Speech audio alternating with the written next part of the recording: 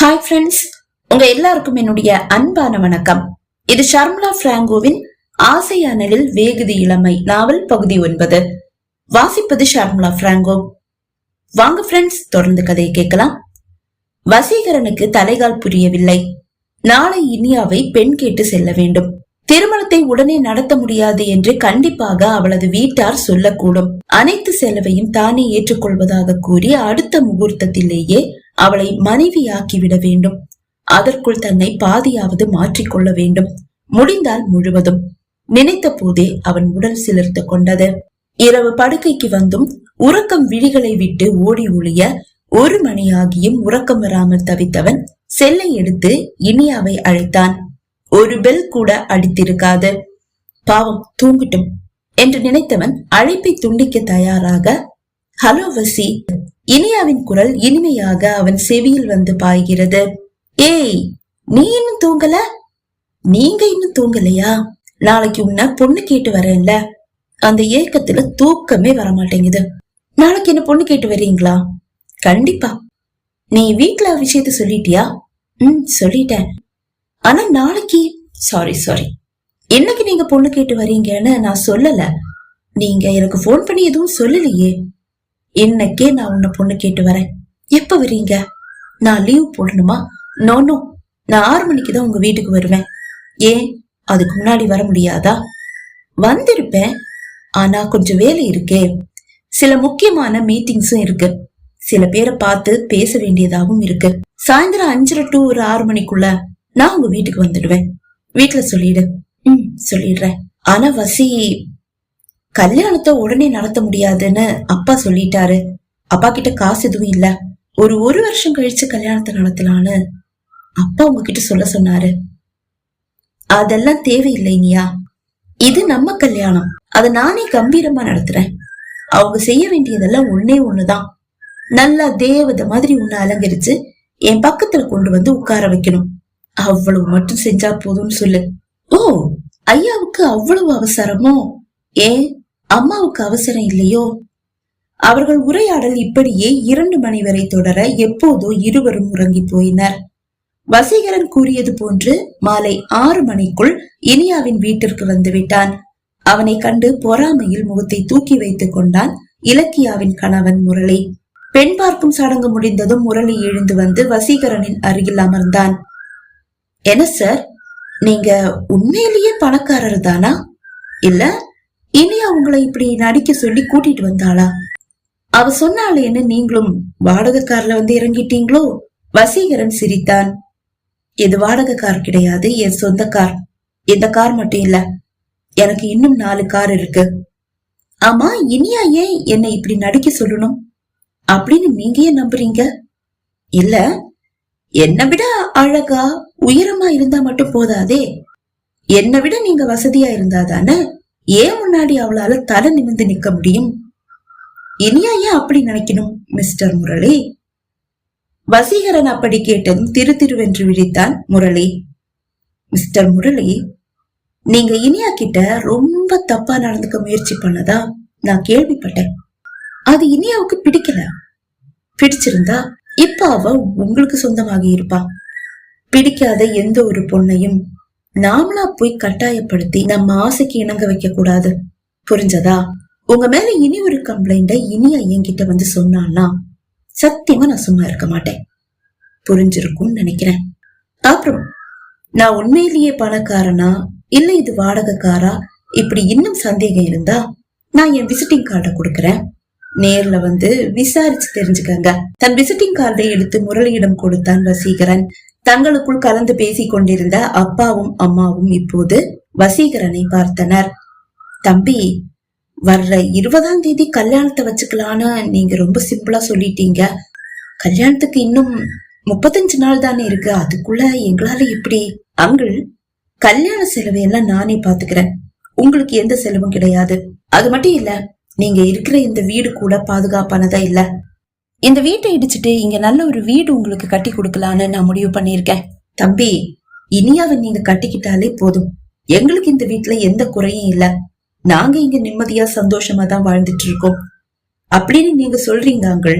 ஆனா இந்த வீட்டுல 1000 குறைகள் இருக்கிறது என் கண்ணுக்கு ரொம்ப நல்லாவே தெரியுது. மழை பெஞ்சா 1000 இடத்துல ஒழுகுது. வசீகரன் பேச பேச முரளிக்கு ஏனோ கோபம் வந்தது. இனியா தன் கைப்பிடியில் இருக்கிறாள் என்றுதான் இதுவரை அவன் நினைத்திருந்தான். ஆனால் இப்படி ஒருவன் அவளை பெண் கேட்டு வருவான் என்று அவன் கனவிலும் நினைக்கவில்லை. இல்ல தம்பி, நீங்க வீடு எதுவும் கட்டி கொடுக்க வேண்டாம். அங்கிள் என்ன நீங்க ஏன் அந்நியமா பாக்குறீங்க? உங்க மகன் செஞ்சா வேண்டாம் நான் சொல்லுவீங்க? நீங்க என்ன உங்க மகனை பாருங்க. இல்ல தம்பி, நீங்க எதுவும் சொல்ல வேண்டாம் அங்கிள், நான் எல்லாத்தையும் பாத்துக்கிறேன். சரி, எனக்கு டைம் ஆகுது, நான் கிளம்புறேன். வாசல் வரை வந்து அவனை வழி அனுப்பிய இனியா அவன் கார் வளைவை தாண்டி செல்லும் போது வளைவை தாண்டி ஸ்கூட்டியில் வரும் தன் இரு தோழிகளை கண்டாள். ஆனால் இருவரும் திரும்பி திரும்பி வசீகரனின் காரை பார்த்தபடியே வருவதை கண்டவள் அவர்களுக்காக வாசலிலேயே காத்து நிற்க, தோழிகள் வந்த ஸ்கூட்டி இனியாவின் அருகில் வந்து நின்றது. ஏய், அந்த கார்ல போறது வசீகரன் தானே? தோழிகளில் ஒருவள் கேட்டாள். ஆமா, அவரேதான். இங்க உங்க வீடு தவிர வேற எந்த வீடும் இல்லையே. அப்படின்னா அவரு உங்க வீட்டுக்கு வந்துட்டு போறாரா?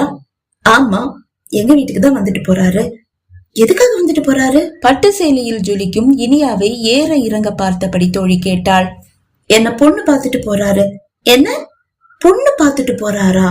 இரு தோழிகளும் அதிர, ஏண்டி 2 பேரும் இப்படி ஷாக் ஆகுறீங்க? இல்லையே, அவர் யாரையும் கல்யாணம் பண்ணிக்க மாட்டாரே. உண்மையிலேயே உன்னை பொண்ணு பாத்துட்டு தான் போறாரா? ஆமா, பொண்ணு பாத்துட்டு தான் போறாரு. ஏய், நீ ஒரு ஏழை, அவரு ஒரு கோடீஸ்வரர். அவரு உன்னை பொண்ணு பாத்துட்டு போறாரா? நம்புற மாதிரி இல்லையேடி. நாங்க 2 பேரும் லவ்வர்ஸ் டி. என்ன லவ்வர்ஸா? ஆமா, எத்தனை தடவை அவருடைய கெஸ்ட் ஹவுஸுக்கு போயிருக்க? அவளை ஏளனமாக பார்த்தபடியே மற்றொரு தோழி கேட்டாள். கெஸ்ட் ஹவுஸுக்கா? ஆமா, அவர் உன்னை அவருடைய கெஸ்ட் ஹவுஸுக்கு கூட்டிட்டு போகலையா? இல்லையே. உண்மையாவ சொல்ற? உண்மையாதான் சொல்றேன். ஒரே ஒரு தடவை அவருடைய வீட்டுக்கு போயிருக்கேன். அவருடைய பிறந்த நாளுக்கு கூப்பிட்டு இருந்தாரு, போயிட்டு வந்தேன். அங்க எதுவும் கசம்சா நடந்ததா? ஏய், என்னடி இப்படி கேக்குற? அப்படியெல்லாம் எதுவும் இல்ல. நம்புற மாதிரி இல்லையே. பஞ்சு நெருப்பு பக்கத்துல இருந்ததுன்னு சொல்ற, ஆனா பத்திக்கலன்னு சொல்ற. இதை எப்படி நம்புறது? ஆனா அதுதான் உண்மை. நீ சொல்ற எதையும் எங்களால நம்ப முடியலமா? ஏன் நம்ப முடியல? அவரை பத்தி முழுசா தெரிஞ்சுக்கிட்ட யாரும் நீ சொல்ற இந்த கதைய நம்ப மாட்டாங்க. என்ன சொல்ற நீ? உனக்கு அவரை பத்தி எதுவும் தெரியாதா? அவர் ஒரு பெண் பித்தண்டி. வெக்கத்தை விட்டு சொல்லவா? நான் கூட இவருடைய காதல் வலையில சிக்கி இருக்கேன். ஆனா என்ன, நான் ஒரு கணவனை எதிர்பார்த்து இவரை காதலிச்சேன். நல்ல வசதியானவரு, கல்யாணம் பண்ணிக்கிட்டா செட்டில் ஆயிரலான்னு நினைச்சுதான் நான் அவரை காதலிச்சேன். ஆனா அவருக்கு என்ன கல்யாணம் பண்ணிக்கிற எண்ணமே இல்ல. அது மட்டும் இல்ல, அவரை பத்தி அவரே புட்டு புட்டு வச்சாரு.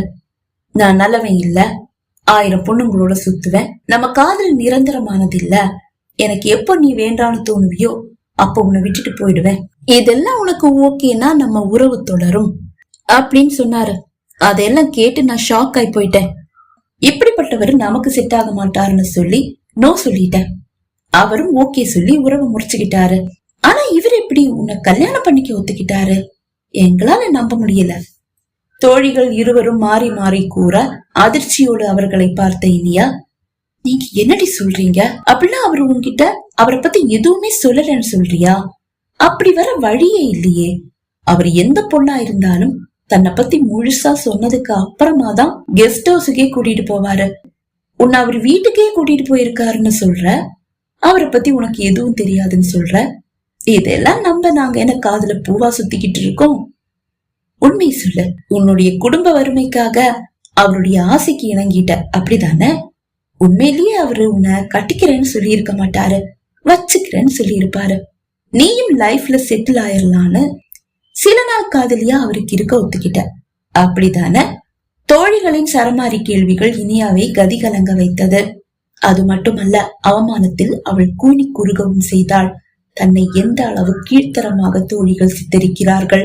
இதற்கெல்லாம் காரணம் சுகன்யா, வசீகரன். இருவர் மீதும் அவளுக்கு கட்டுப்படுத்த முடியாத அளவு கோபம் வந்தது.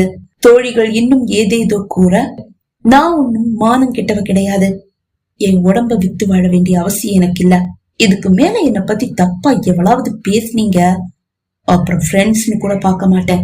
ஏய், எங்க கிட்ட ஏண்டி எகிர்ற? ஏதோ கல்யாணத்துக்கு பத்திரிகை வச்சுட்டு போலான்னு வந்தோம், வந்த இடத்துல கூத்து நடக்குது. அது என்னன்னு கேட்டா உனக்கு வெளிக்குதா? இங்க பாரு ரூபா, நீ இதுக்கு மேல பேசினா அப்புறம் நான் சும்மா இருக்க மாட்டேன். காசுக்கு ஆசைப்பட்டு ஒருத்தனுக்கு வப்பாட்டியா இருக்க நீ ஒத்துக்கிட்ட. நீ எங்க கிட்ட பேசுறியா? முதல்ல நீ காதலிக்கிறவன் நல்லவனா கெட்டவனானு அவங்கிட்டயே போன் போட்டு கேளு. அதுக்கப்புறம் எங்க கிட்ட பேசலாம். உனக்கு பத்திரிக்கை வைக்க வந்தவன் பாரு, எங்களை செருப்பால் அடிக்கணும். இனியாவின் தோழி ஸ்கூட்டியை திருப்பிக் கொண்டு சென்றே விட்டாள். இனியாவுக்கு அழுகையே வந்து விட்டது. அன்று வசீகரன் தன்னிடம் கூறியது அனைத்தும் உண்மை என்பது இனியாவுக்கு இப்போது தெளிவாக புரிந்தது. வசீகரனை தான் முதலில் அழைக்க நினைத்தாள். ஆனால் அழைத்து என்ன கேட்பது? நான் உண்மையை உன்கிட்ட சொல்லிட்டேனே, நீதானே நம்பல அப்படின்னு கேட்ட என்ன பதில் சொல்றது? கோபமாக செல்லை எடுத்தவள் சுகன்யாவின் எண்ணிற்கு அழைத்தாள். ஒரே பெல்லில் அழைப்பை ஏற்றவள், என்னடி கல்யாண பொண்ணு, அடுத்த மாசம் 20ஆம் தேதி உனக்கு கல்யாணமாமே. யார் சொன்னா? வசீகரன் தான். இந்த கல்யாணம் நடக்காது. என்ன ஆச்சு? அம்மாவோட குரல்ல கோபம் எகிருது. ஏய், நீ உண்மையிலேயே என்னுடைய ஃப்ரெண்டு தானாடி? ஏண்டி திடீர்னு இப்படி ஒரு சந்தேகம்? என்னுடைய நன்மையை விரும்புற உண்மையான என்னுடைய சுகன்யாவா இருந்திருந்தா நீ என் வாழ்க்கையை நாசம் பண்ண துணை போயிருக்க மாட்ட. வசீகரனை பற்றி அவளுக்கு தெரிந்து விட்டதோ? சுகன்யாவுக்கு சந்தேகம். என்னாச்சு இனியா, இவ்வளவு கோபமா தலையும் வாலி இல்லாம பேசுற? எதுவா இருந்தாலும் தெளிவா பேசு. உன்னுடைய அண்ணன் வசீகரன் உத்தம புத்திரன், நல்லவன், வல்லவன் எல்லாம் கதை கதையா சொன்னல, அதெல்லாம் உண்மையா? எதிர்முனையில் அமைதி, எதிர்முனையில் அமைதி. வசீகரன் பத்தி எனக்கு எல்லாமே தெரிஞ்சிருச்சு. ரூபாவும் வள்ளியும் இப்பதான் வந்துட்டு போனாங்க. அவங்கதான் எல்லாத்தையும் புட்டு புட்டு வச்சாங்க. பெண் பித்தனான உன்னுடைய அண்ணனுக்கு பொண்ணு கிடைக்காட்டி இப்படிதான் என்ன மாதிரி அப்பாவி பொண்ணுங்களுடைய வாழ்க்கையை வச்சு விளையாடுவியா? இனிமே உனக்கும் எனக்கும் எந்த உறவும் இல்ல. அதே மாதிரிதான் அந்த வசீகரனுக்கும் எனக்கும் இருந்த காதல நான் இப்போ இந்த நிமிஷம் முடிச்சுக்கிட்டேன். இனிமே என்ன பாக்குறேன் கேக்குறேன்னு சொல்லி என் வீட்டு பக்கம் வர வேண்டாம்னு சொல்லு. வந்தா அப்புறம் நான் நானா இருக்க மாட்டேன், போலீஸுக்கு தான் போக வேண்டியதா இருக்கும். இத அவர்கிட்ட நீயே சொல்லிடு. நானே போன் பண்ணி சொல்லி இருப்பேன். ஆனா அவரை பத்தி சொல்லும் போது நீ சொன்ன வார்த்தையை நம்பி நான் தானே நம்பாம போயிட்டேன். இனிய நீ அவசரப்பட்டு எந்த தப்பான முடிவையும் எடுக்காத. அவர் நிறைய தப்புகளை செஞ்சிருக்காரு, ஆனா உன்னை உண்மையா காதலிக்கிறாரு. உன்னை கல்யாணம் பண்ணிக்கிட்டா அவர் திருந்திடுவாருடி. சொன்னா கேளு. நான் உனக்கு துரோகம் பண்ணுவேனா? ஏன் மேல உனக்கு நம்பிக்கை இல்லையா? நான் சொல்றது கொஞ்சம் கேளு. நீ எதுவும் சொல்ல தேவையில்லை. சுகன்யா கூறும் எதையும் காதில் வாங்கிக் கொள்ளாமல் அழைப்பை துண்டித்தாள் இனியா. பகுதி 9 நிறைவடைந்தது. பகுதி 10 உங்களை சந்திக்கும் வரை விடை பெறுகிறேன். நன்றி, வணக்கம்.